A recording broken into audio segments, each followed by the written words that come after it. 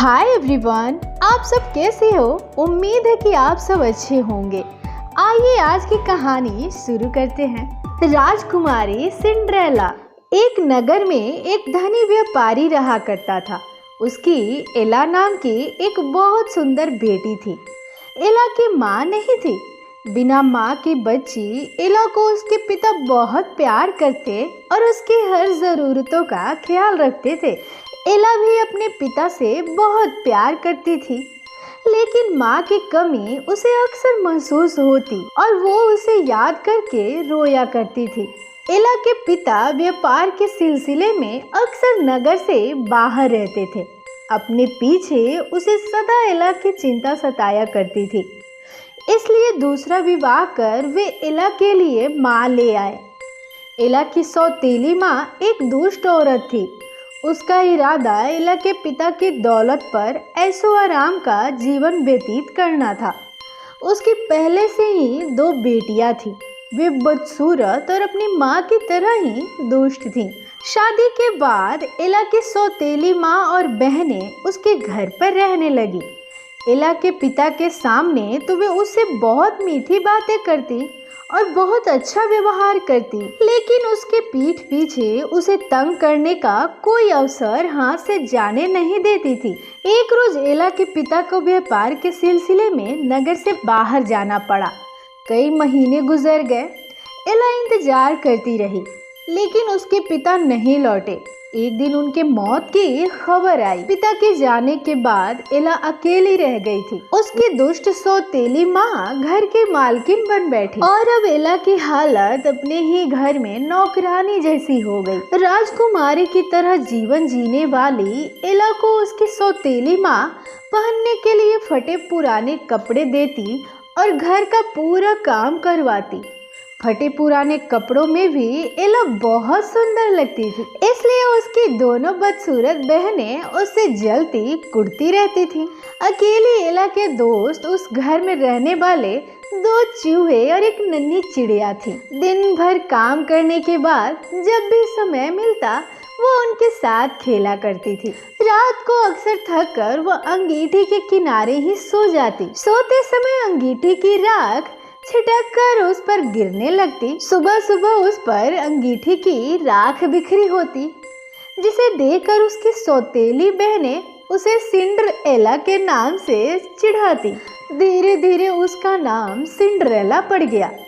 एक बार पूरे राज्य में यह घोषणा हुई कि राजा राजमहल में एक बहुत बड़े जलसे का आयोजन कर रहे हैं। उस जलसे में आने वाली लड़कियों में से ही एक लड़की राजकुमार विवाह के लिए चुनेंगी। जलसे में राज्य की सभी लड़कियों को बुलाया गया। इस घोषणा के बारे में जब सिंड्रेला की सौतेली बहनों को पता चला तो वे भी जलसे में जाने की तैयारियां करने लगी। सिंड्रेला भी राजमहल की जलसा देखने के लिए उत्साहित थी, लेकिन उसकी सौतेली माँ सिंड्रेला के वहां जाने के खिलाफ थी। उसे पता था कि सिंड्रेला की सुंदरता के सामने उसकी बदसूरत बेटियों की दाल नहीं गलने वाली। उसने सिंड्रेला को जलसे में जाने की अनुमति नहीं दी। जलसे के दिन सिंड्रेला को 2 गुना काम सौंपकर उसकी सौतेली माँ अपनी दोनों बेटियों के साथ जलसे में चली गई। उदास सिंड्रेला दिन भर घर का काम करती रही और जलसे के बारे में सोचती रही। काम खत्म कर जब वो अंगीठी के पास बैठी तो नन्ही चिड़िया और दोनों चूहे उसके पास आए और उसका मन बहलाने की कोशिश करने लगे। काम खत्म कर जब वो अंगीठी के पास बैठी तो नन्ही चिड़िया और दोनों चूहे उसके पास आए और उसका मन बहलाने की कोशिश करने लगे, लेकिन उदास सिंड्रेला का मन नहीं बहला और उसकी आंखों में आंसू आ गए। वो अपनी माँ को याद करने लगी और सोचने लगी कि उसकी माँ होती तो आज वो भी जलसे में जा पाती। सिंड्रेला यह सोच ही रही थी कि अचानक उसके सामने एक परी प्रकट हुई। परी ने सिंड्रेला से उसकी उदासी का कारण पूछा तो उसने जलसे की बात उसे बता दी। परी ने सिंड्रेला को जलसे में जाने के लिए तैयार किया। अपनी जादुई छड़ी से उसके फटे पुराने कपड़े को नए और खूबसूरत कपड़ों में बदल दिया। रसोई में रखे कद्दू को उसके जादू से एक खूबसूरत बग्गी बना दी। दोनों चूहे घोड़े बन गए और चिड़िया कोचवान। सिंड्रेला के खूबसूरत पैरों में परी ने कांच की जूतियां पहनाई और आंखों पर नकाब पहना दिया। अब सिंड्रेला बग्गी पर बैठकर जलसे में जाने के लिए तैयार थी।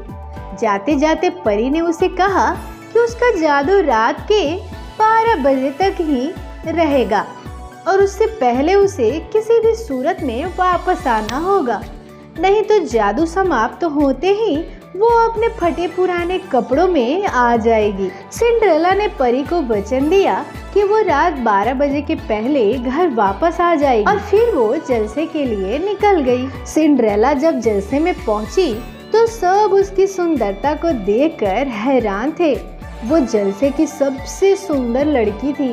जब उसकी सौतेली बहनों ने उसको देखा तो जल भून कर रह गई, लेकिन नकाब के कारण उसे पहचान न सकी। राजकुमार की नजर भी सिंड्रेला पर ठहर गई। राजकुमार को पहली नजर में सिंड्रेला से प्रेम हो गया। वो उसके पास गया और उसे नृत्य के लिए आमंत्रित किया। सिंड्रेला और राजकुमार पूरी शाम एक साथ नृत्य करते रहे। जलसे में उपस्थित हर लड़की उन्हें देखकर ईर्ष्या करती रही। नृत्य करते समय राजकुमार ने सिंड्रेला से उसके बारे में पूछा तो सिंड्रेला ने अपनी पहचान छुपा ली और उसे कुछ नहीं बताया। बहुत दिनों घर से बाहर निकली सिंड्रेला बहुत खुश थी। इस खुशी में परी की बात उसके जहन से निकल गई। रात के 12 बजते ही, साथ ही जब घड़ी का घंटा बजा तो उसे परी की बात याद आई। 12 बजे के पहले उसे हर हाल में वापस आना है। वो राजकुमार का हाथ छुड़ाकर महल के बाहर खड़ी बग्गी की ओर भागी। राजकुमार उसे जाने नहीं देना चाहते थे। वो भी उसके पीछे भागा। भागते भागते महल के दरवाजे के पास सिंड्रेला के एक पैर की जूती निकल गई। सिंड्रेला के पास उसे फिर से पहनने का समय नहीं था। वो उसे वहीं छोड़कर बग्गी में बैठ गई। राजकुमार जब दरवाजे तक पहुंचा, बग्गी जा चुकी थी और सिंड्रेला भी। राजकुमार उदास हो गया और महल में जाने लगा। तभी दरवाजे पर पड़ी कांच की जूती पर उसकी नजर पड़ी और उसने उसे उठा लिया। इधर सिंड्रेला जैसे ही घर पहुंची, परी के जादू का प्रभाव समाप्त हो गया। वो पहले की तरह अपने फटे पुराने कपड़ों में आ गई। बग्गी फिर से कद्दू बन गया। चूहे और नन्ही चिड़िया भी अपने असली रूप में वापस आ गए।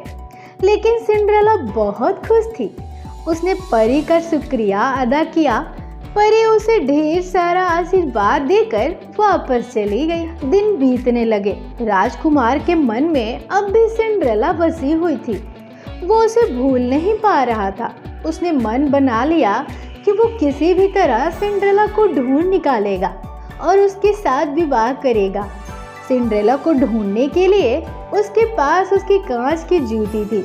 उसने पूरे राज्य में घोषणा करवा दी कि जिस भी लड़की के पैर में कांच की वो जूती आ जाएगी, वो उससे विवाह करेगा। राज्य की सभी लड़कियां राजकुमार से विवाह करने की इच्छुक तो थीं। सभी उस कांच की जूती को अपना बताकर पहनने का प्रयास करने लगी, लेकिन वो जूती किसी के पैरों में नहीं आई। राजकुमार सेवकों के साथ नगर नगर घूम रहा था। एक दिन घूमते घूमते वो सिंड्रेला के घर पहुंच गया। सिंड्रेला की माँ ने राजकुमार का स्वागत कर उसे घर के अंदर ले गई।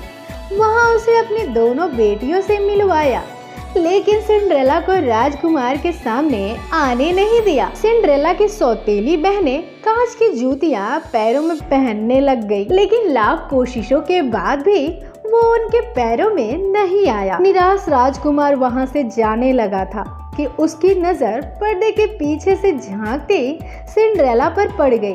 सिंड्रेला की माँ के बहुत मना करने के बाद भी उसने उसे जूती पहनने के लिए बुला लिया। सिंड्रेला ने बाहर आकर जब जूती पहनी तो उसके पैरों में आ गई। उसने दूसरी जूती भी निकाल कर पहन ली। यह देखकर उसकी सौतेली माँ और बहनों की आंखें फटी की फटी रह गई। लेकिन राजकुमार समझ गया था कि सिंड्रेला वही लड़की है जो उसे जलसे में मिली थी और जिससे वो प्रेम करने लगा था। उसने सिंड्रेला के सामने विवाह का प्रस्ताव रखा। सिंड्रेला ने भी वो प्रस्ताव सहज ही स्वीकार कर लिया। राजकुमार और सिंड्रेला का विवाह हो गया और दोनों खुशी खुशी रहने लगे।